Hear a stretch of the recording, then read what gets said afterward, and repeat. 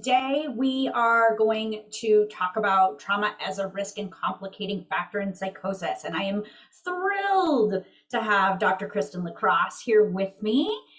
She will be taking you all through a case example at the end and sort of trying to show you how we do this work in our program. This is meant to be an introduction and overall. I think, we don't think about treating psychosis in our clinics. And so this is really a big shift. So this is meant to be an introduction to this topic. I do want to encourage folks to please download the materials. I try to put a bunch of stuff in there for you. In there's two great papers that were written by former trainees from our program talking about treating trauma, talking about our model. I've also given you a chapter that our team wrote in collaboration with Kate Hardy's team at Stanford that became a SAMHSA brief.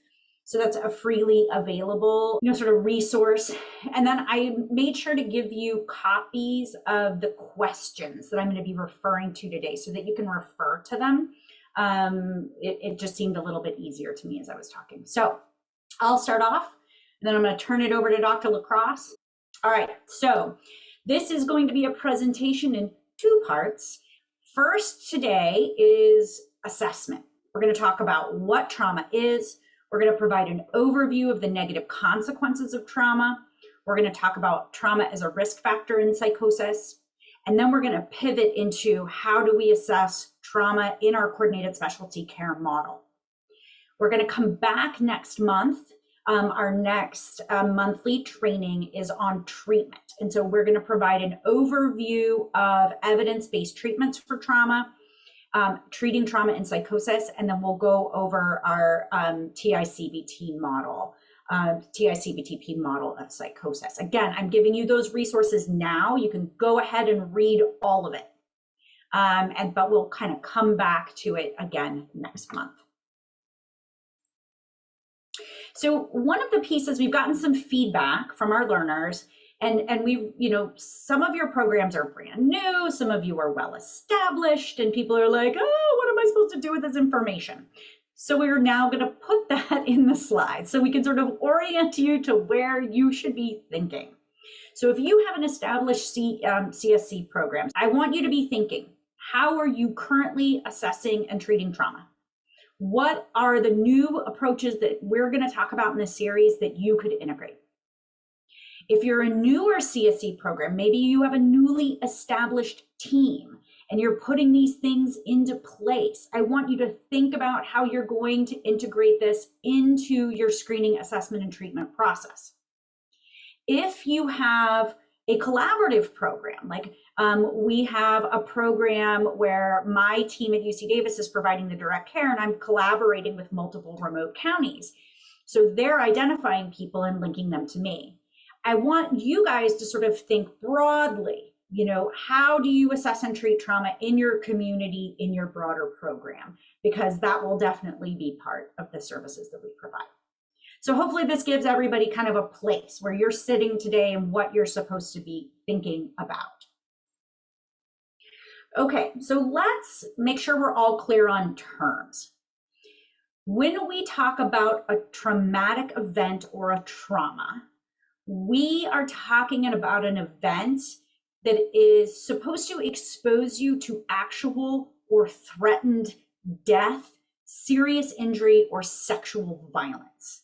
So it is really supposed to be about this threat to the integrity of self, okay? Lots of people talk about being traumatized or, they refer to stressful events as traumatic. And so we really do want to be clear here when we're talking about a traumatic event, it is supposed to be something that is a direct threat to self or one's integrity, usually physically, though it could also be psychologically, and not just something that's hard.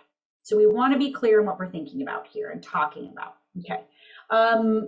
Complex developmental trauma, this is a newer topic that's talked about in the trauma literature, really involves these sorts of traumatic events or stressors that are repetitive and prolonged, usually involve direct harm or neglect by someone who's supposed to be your caregiver, a responsible adult. It occurs at developmentally vulnerable times, and overall has this opportunity to severely compromise that child's development. So we're thinking about youth who've experienced ongoing neglect, repeated physical abuse, repeated bullying. They just have kind of persistent experiences of traumatic events. And we start to encapsulate that into complex developmental trauma. So let's talk about the PTSD criteria. So the DSM-5 requires us to have 5 symptom clusters, okay, in response to this traumatic event. So re-experiencing, that could be like flashbacks, avoidance, so not wanting to go back to places where the trauma happened, or go to places that are like where it happened, or be with people who remind you. Altered cognitions, so thinking about, changes in your beliefs about yourself or the world, safety, and then changes in arousal, being hypervigilant, having that increased startle response. So we're supposed to meet criteria. It's supposed to be significantly impairing and be around for more than a month, because otherwise you would look at acute stress. So these are our criteria in the DSM. However, when you're working with youth, especially children, the symptoms or experiences can look very different. You can see changes in their play, either like the themes of their play or their willingness to play, new fears of things that remind them perhaps of the trauma, difficulty separating from caregivers, distress at reminders, changes in sleep are very common. You may also see bedwetting or toileting issues, somatic complaints, regression developmentally. You can also see a lot of irritability or acting out, behavior problems, opposite sadness, withdrawal, depression. Traumatic experience and the traumatic stress response changes cognition. So you can also see difficulty with attention, concentration, and memory. When I get an ADHD referral, my primary rule out is trauma, because I want to make sure that's not what we're seeing. And then that exaggerated startle response. So I just point this out because, we can go by what's in the DSM, but I just want to remind everybody that developmentally, some of the signs are a little bit different. So we just want to make sure we're keeping in mind some of these other things, because this could be what the caregivers, the school, what have you, is reporting to us. All different sorts of trauma, sadly, you can directly experience it, you can witness it. And now I would say more and more we're talking about vicarious trauma, like hearing about the traumas of others is also traumatizing. So just keeping all of that in mind. So emotional, physical abuse, sexual abuse, neglect. We also want to remember about interpersonal violence, it can be domestic violence, bullying, harassment, and discrimination, physical or sexual assault, community violence, natural disasters, accidents and medical procedures, and war. Now, from the ACEs study, we learned a lot about the consequences of adverse childhood experiences and trauma in adults. And so this is what has really led to this theme that trauma and adverse childhood experiences are like a pandemic and a public health concern, because they impact so many different areas of our well-being. So as I mentioned, when we have a traumatic experience, we have a number of biological changes that happen, and they alter our cognition. And so again, we will see changes in our ability to pay attention, to take in new information and learn, and to remember and recall information. We also see changes in how our brains process emotional information. So the more traumatic experiences you have, the heightened is your amygdala response to processing and bringing in those traumatic experiences. And we tend to see a disconnection with the prefrontal cortex that helps to dampen that down and provide context for those events. And so we get this like firing of distress with not with less top-down control. And so as a result, we can see difficulties with emotion processing and regulation. You can imagine how these things contribute to poor social relationships with peers, with families, with partners. I'm sure many of you have treated individuals with a trauma history and seen how those events kind of come forward into the present in their relationships with other people that are in their life, and can sometimes make it hard to maintain those relationships in a healthy way. We also see challenges in school and work functioning. Again, if you're having trouble learning, paying attention, and remembering, as well as regulating your behavior, it makes it hard to stay in a complex and demanding school or work environment. Substance use is highly related to trauma histories. We can talk about, whether it's just associated with the trauma or whether it's a coping mechanism, but we tend to see very high rates of substance use in individuals who have trauma. We also tend to see poor physical health and disability. We see higher rates of a variety of mental health disorders. We also tend to see very high rates of re-victimization. So that's partly, and we'll come in when we talk about the treatment, we really built our treatment on TFCBT. TFCBT teaches folks safety skills, how to have safe relationships, how to do things safely, because re-victimization is so common in both children and adults with a trauma history. And then when we really look out into the future, what we tend to see is that folks with trauma are at very high rates, risk for suicide, homelessness, and incarceration.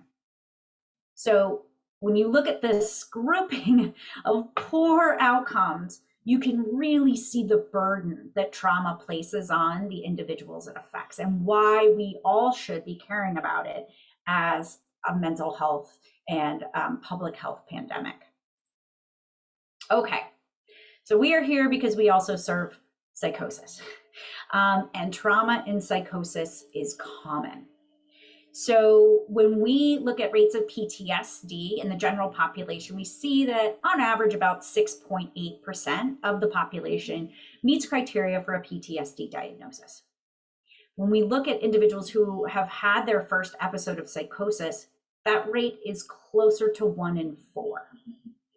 That is significant. So 1 in 4 individuals in your clinics who've had a first episode of psychosis, non-affective or affective psychosis, 1 in 4 of them has probably had a significant trauma and meets criteria for PTSD. When we look at youth at clinical high risk for psychosis, rates up to 80% of these youth endorsing a lifetime history of traumatic events and victimization. So really common in our CHR youth. We also know that trauma is poorly diagnosed in individuals with serious mental illness, and as a result, undertreated. And so one common thing, and we will talk about it today, is whether it's a hallucination, whether it's suspiciousness, a symptom of psychosis, or whether it's a trauma symptom. So we will talk about differential diagnosis today. We also know that a history of trauma exposure in individuals with psychosis is associated with more severe symptoms, worse social functioning, increased substance use, hospitalization, homelessness, and risk for suicide. So if that risk, associated with trauma wasn't already bad enough, when you put it with psychosis, it's an even higher risk for these very poor outcomes. So when we think about trauma, when we talk about it in like psychoeducation or feedback sessions with our clients and families, we talk about it as one of the risk factors for psychosis. And so many of you are probably familiar with this, diathesis stress model, where you have some sort of biological or genetic vulnerability, and then stress kind of leads you from the absence of symptoms to the presence of symptoms. And so a lot of our work in psychosis is about trying to reduce the stress or the stress on the body to bring someone back over that threshold. So again, when we're talking about stressors, we talk about trauma as one of those stressors that has sort of taken our minds, our bodies into this high stress, high reaction type of state, which then tends to lead to the exacerbation of symptoms. So we try to put all of this together in a model, and Danessa Mayo, who was one of our first interns in our trauma and psychosis internship, she wrote this lovely paper trying to bring all of these different things together. So again, we started out with this genetic biological vulnerability for psychosis that we don't understand and we don't know. We hypothesize it's there in some capacity.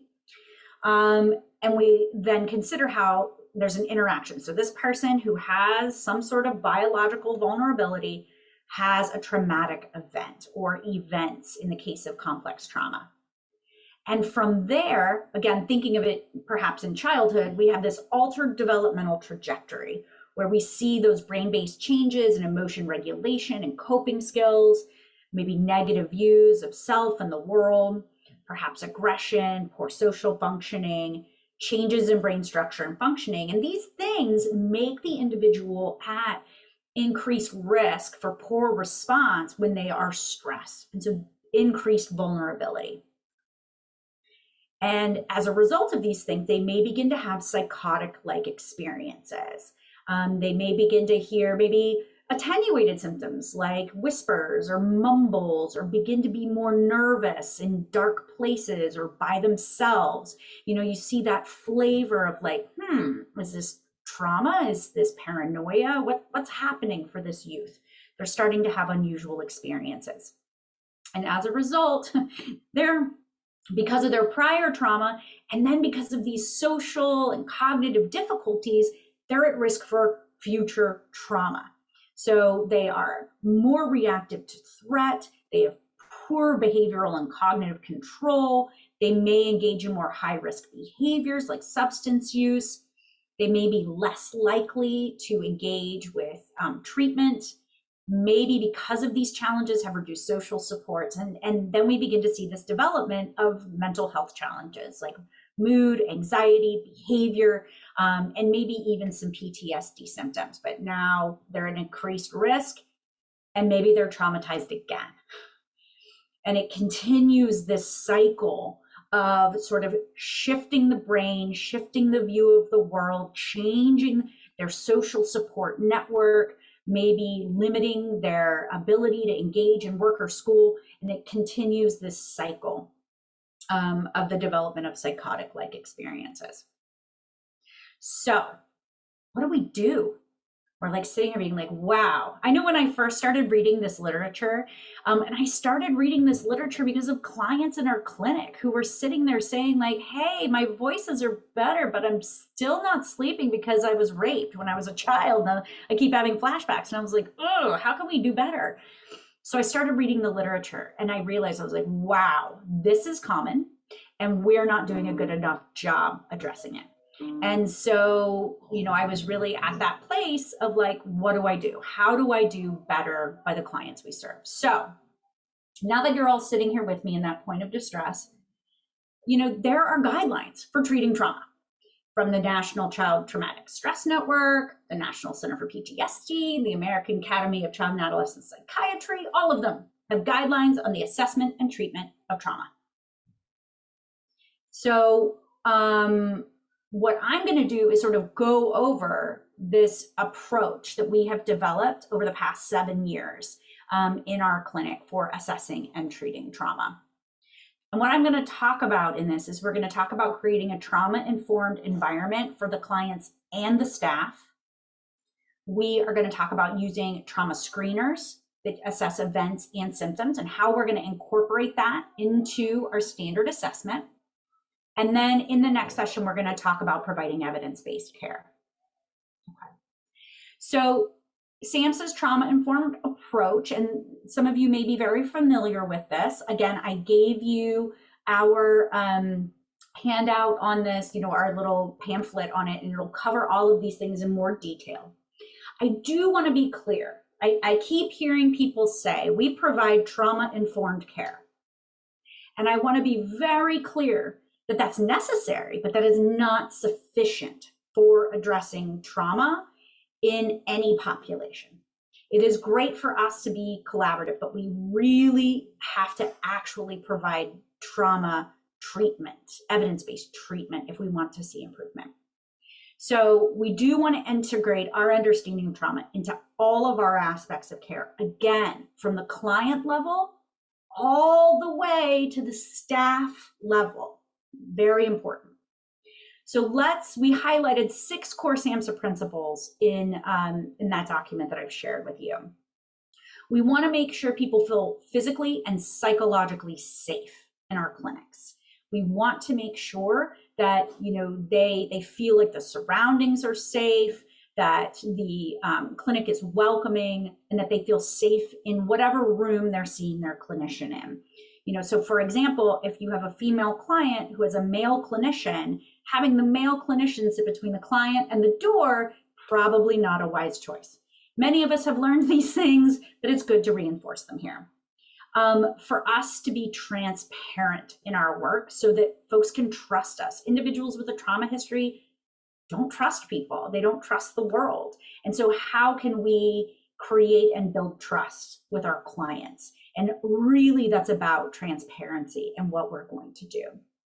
We want to empower our clients. We want to give them a voice and choice in what they are doing. And making sure that we're talking with them about the plans for treatment and allowing them space to say, yes, that works for me. No, it doesn't. I think one of the challenges, particularly when you get into more structured treatments like trauma-focused CBT, prolonged exposure, even, you know, I think people have this belief about manualized CBT as being like very structured and we're just like clinic robots doing the work. This value would suggest that cannot be the case. We can certainly share with the client what the protocol is, educate them about the goals of each of those sections, but then say, you know, how would you like to go through learning these skills? How, you know, let's talk about some of these faulty cognitions. Do any jump out at you? Where should we start? There's lots of places to give voice and choice. Even with more manualized treatments. Collaboration and mutuality, again, really just trying to build that relationship where you're working with the client and helping them to feel like they're partners in the care. That's a very important piece of this.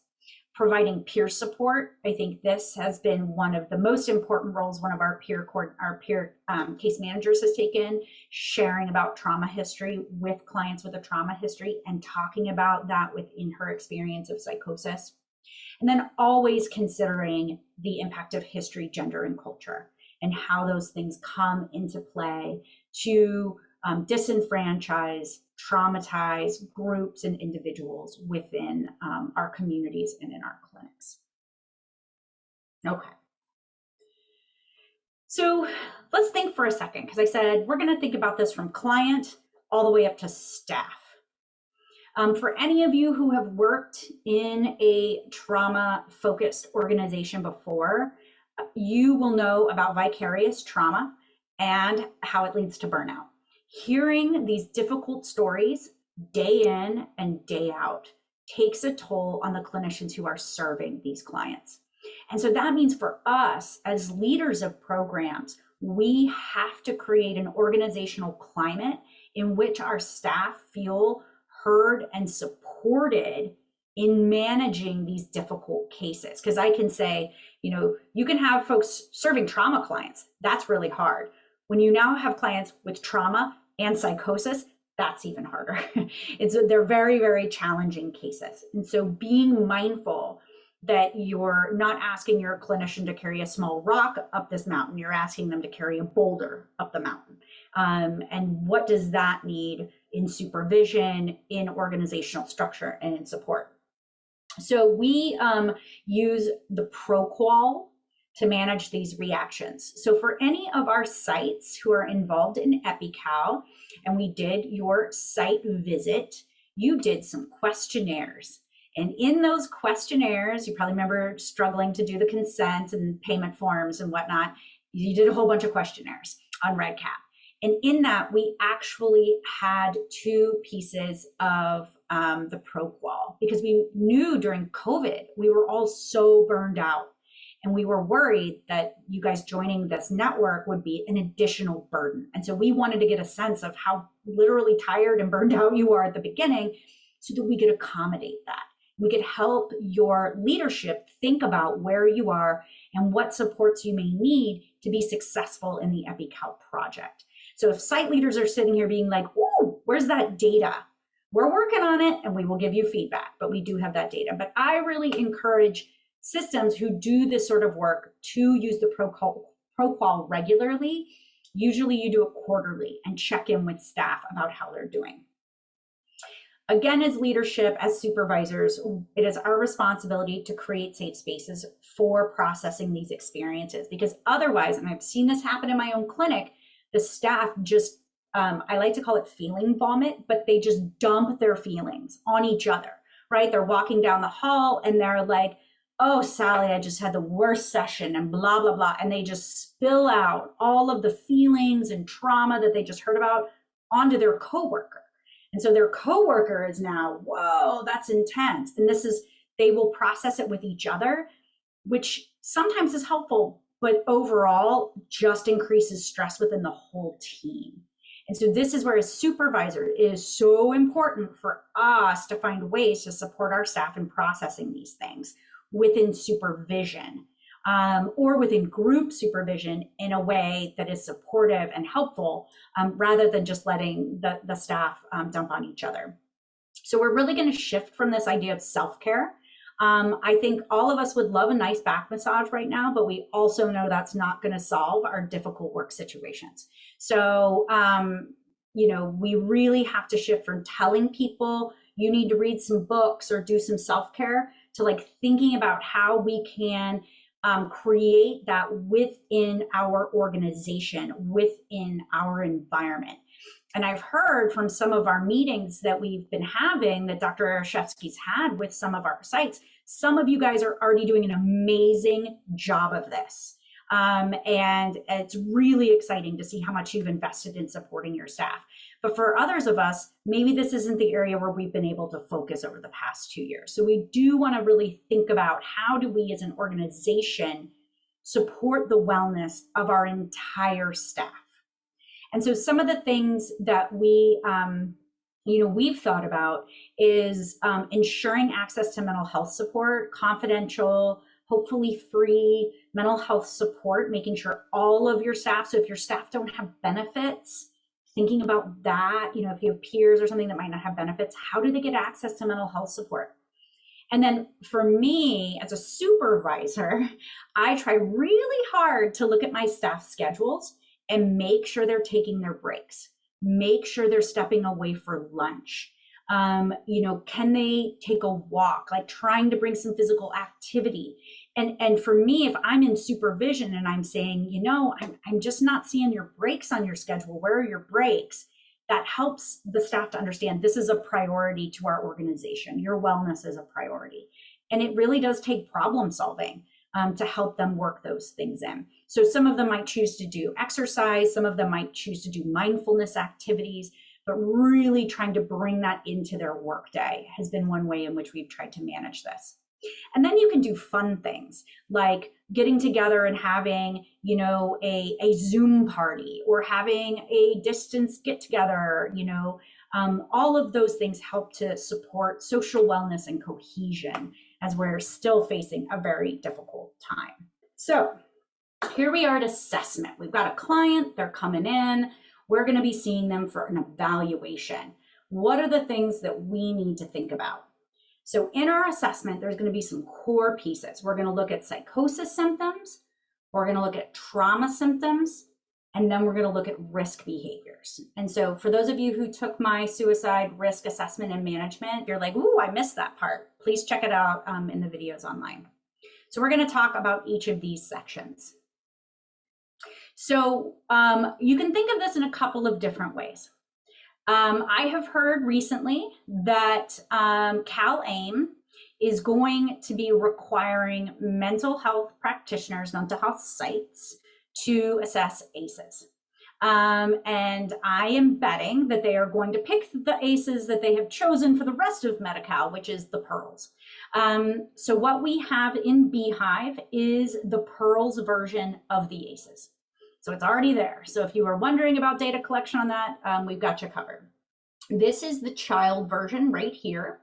And you can see it's to be completed by the caregiver. So there's 3 different versions. There's the child 0 to 11, the adolescent 12 to 19, and that has a caregiver and a youth version. And then the CDC version just has the 10 standard ACEs, which you see right here, okay?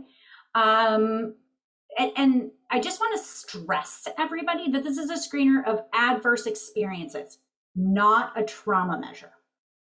Okay, these adverse experiences are related to the poor outcomes that I showed you on the earlier slide, but this is not a trauma measure. Okay, so, some people may choose to do this as the first, and then if something comes up here, go on and do a more detailed trauma assessment. So that is one option. In the materials I have given you, I have included the provider toolkit for the ACEs Pearls so that you can see all the different versions. So it's online for you all. Okay. So we have that. Now, okay, so you're like, okay, but we actually want to assess trauma. Adverse experiences, I hear that the state wants us to do that. Okay, we will do that. And what else should we do? So when we look at diagnosis of a trauma disorder, the gold standard measures are interviews. So for adults, it's the CAPS-5 or the SCID-5. For youth, you can do the UCLA PTSD index, or the CAPS for kids. There's a number of others. You're welcome to go look at these 2 resources and see what they are.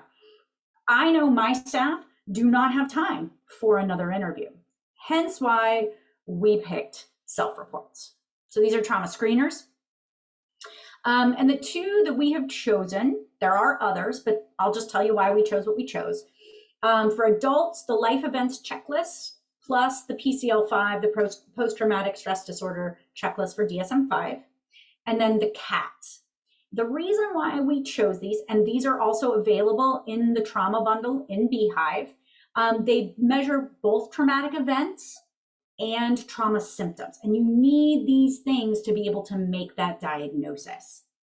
They are generally parallel versions, so you can easily transition between the child version and the adult version, which is important given that we serve TAY youth. We, in our EPI-CAL versions, have also added age first experienced or age first witnessed.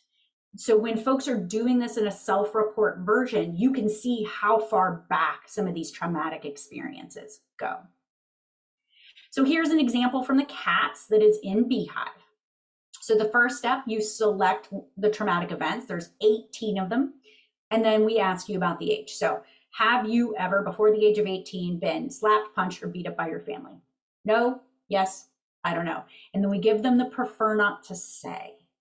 Again, as we've told you in trainings for Beehive, please go back. You will not get an accurate score with the prefers not to say. We've given that so that they can have that space that they don't want to tell you right now, but that's really a prompt for you to go back and follow up. And then yes, if yes, when did you first experience that? And then we break it down into age bins. As they go down and they talk about all their different events, then they're asked to select the most traumatic event. Then they rate the frequency of recent symptoms related to that most traumatic event. And at the end, you can get a total score and then cutoffs for PTSD or possible PTSD based on those total scores. So for us, we do this at intake, and we use it. So we have them do it prior to coming in for the evaluation so that we have this as context within which to understand all of their other experiences. And we already know, do they meet for PTSD? Are they kind of on a borderline or not? Now note, we do have child versions and parent versions in there.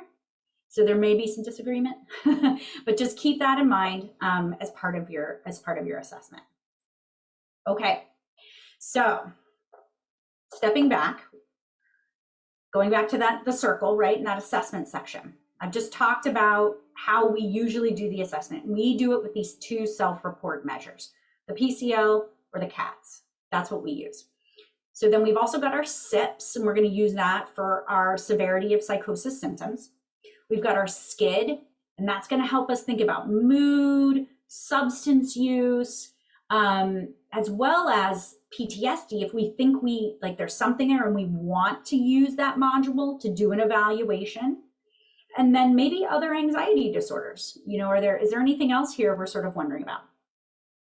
I'm also going to talk about the cultural formulation interview to really understand the cultural and familial context of these experiences. And then our risk evaluation, the CSSRS. We have very high risk of suicide in this population, regardless of the trauma history. But the trauma history takes that up a notch. So we need to systematically evaluate and provide safety plans to reduce that risk. Okay. Whew. That's the assessment plan. So now let's talk about differential diagnosis. These are the questions that I typically get when I do this training. How do I know if the voices or the figures are hallucinations versus trauma symptoms, like flashback, memories, or dreams? Well, first of all, we're not going to rate dreams as psychosis symptoms, right? We're only going to rate things that are happening during awake experience when they're lucid. Flashbacks, that's hard. And so what we try to think about is it related to the trauma versus is the origin sort of unknown? So one of my best examples was a young woman I treated, and she had been sexually assaulted by a man, and she was 12. And there was a very stressful situation at home, and all of a sudden she saw a figure of a man come through the door at her. And in speaking with her, it was really, she saw this man as the man that assaulted her. She experienced it the same way as when the assault happened. And so for me, even though this was a fully formed hallucination, I was like, this is not psychosis, this is trauma. It is very clearly tied to whatever traumatic experience. Now, sometimes this is not as clear. And I've seen people be like, oh, they're hearing negative voices. Oh, well, they were abused. This must be a trauma symptom. No, that is not enough of a connection to say that that's a trauma symptom and not a psychosis symptom. So if you're unsure, be unsure. That's okay. They're hearing voices and they're having this other experience. Okay. Is it triggered in very specific situations that are related to the trauma? And so that's another time where you can see it's very tied to the trauma. But sometimes trauma triggers can elicit psychosis symptoms. So you have to be thoughtful there. Paranoia versus mistrust. I talked about trust is often low in populations that have experienced trauma. And so really thinking about like the specificness of it and the level of conviction. Did this thing happen?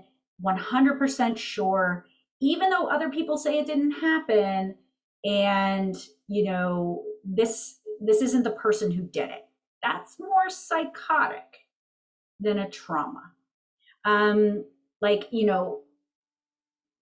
These things, the specific to trauma history, like feeling like you can't trust men, and men are not trustworthy when they've had a trauma history with men.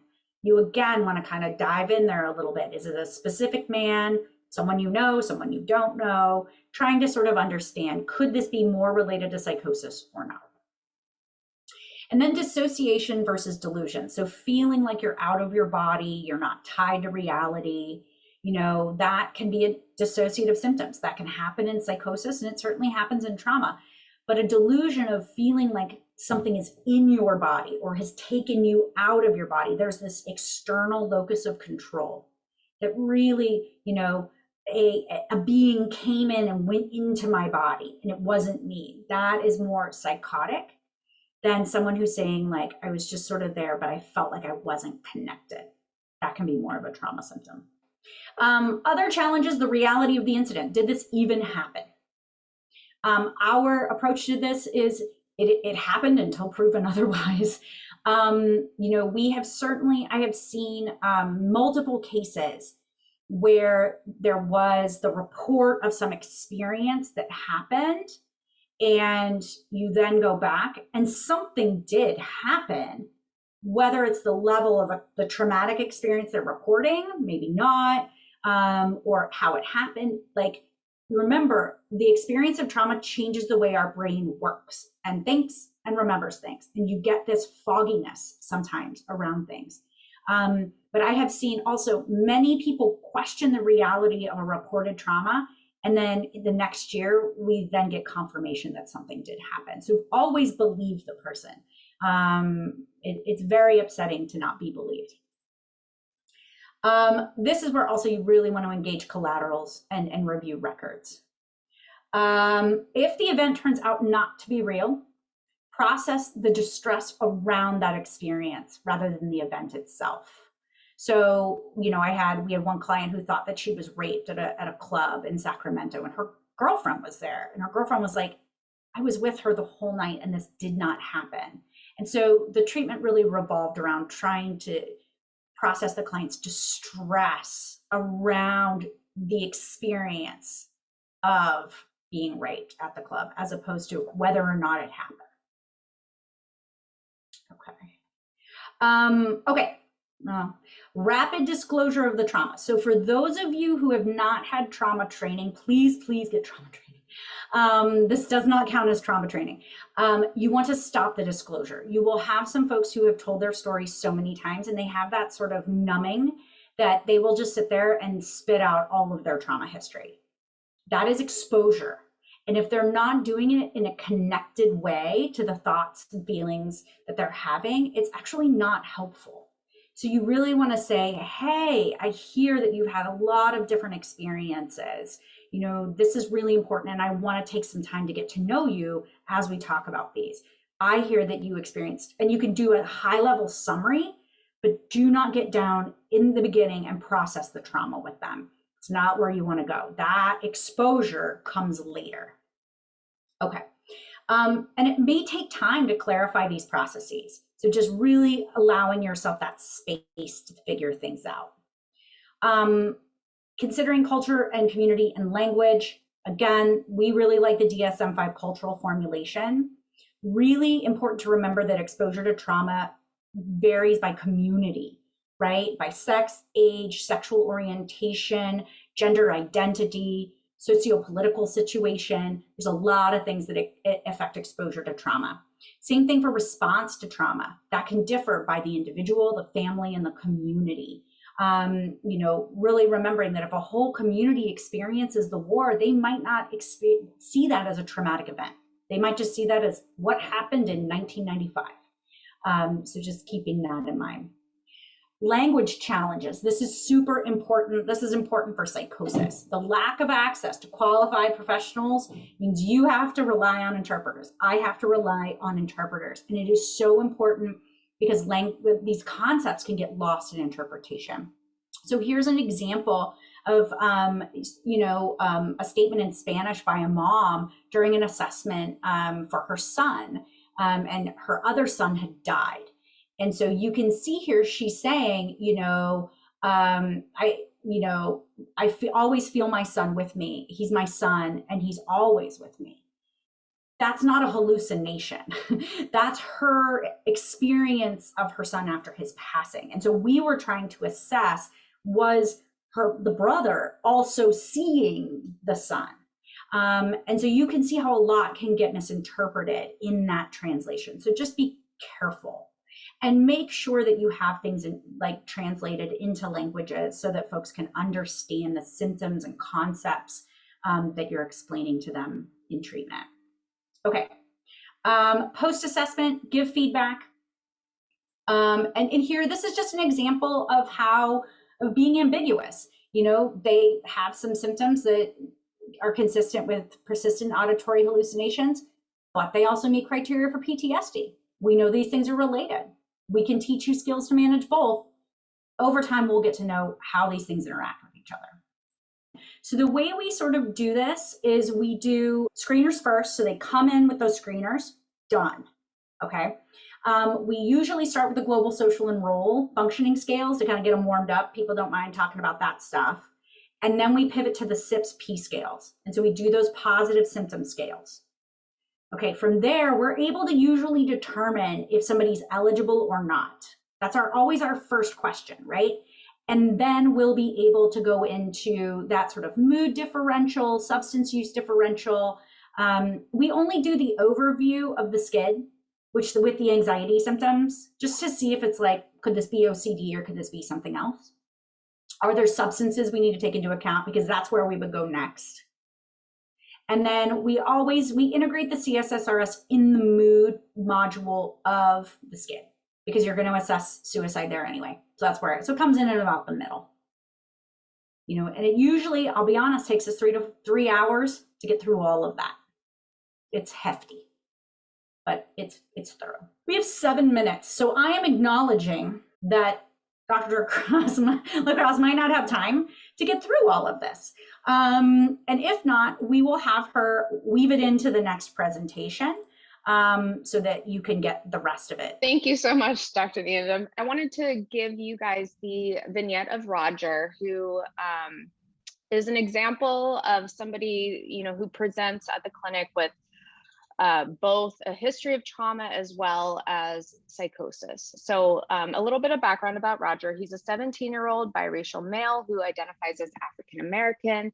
He's been living with his maternal grandmother for the past 2 months, and she's the one who accompanied him to his intake appointment.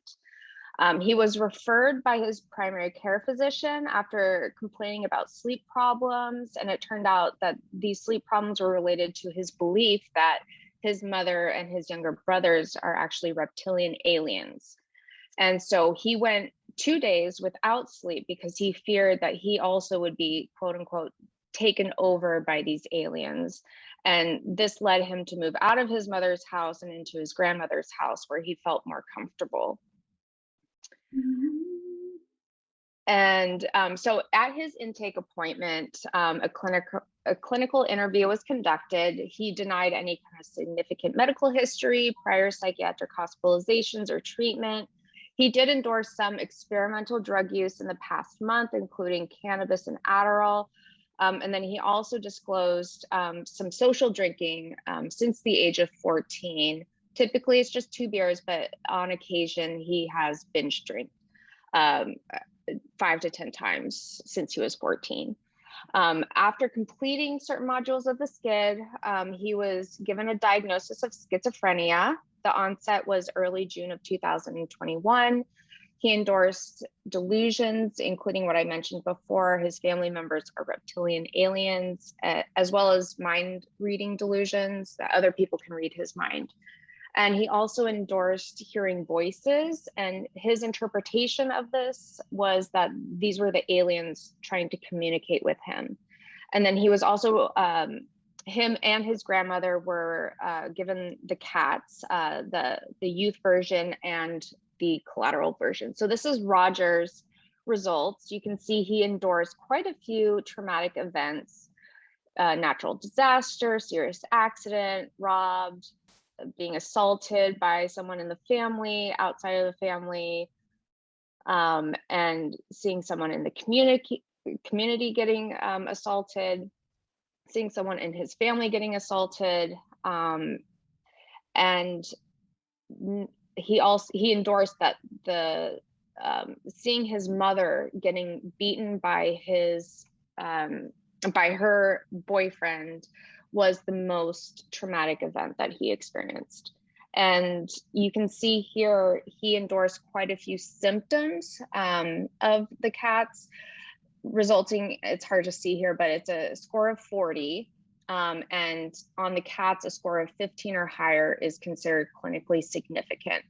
So he's experiencing a lot of symptoms. However, he's not really connecting them to certain problems that he's having in his life.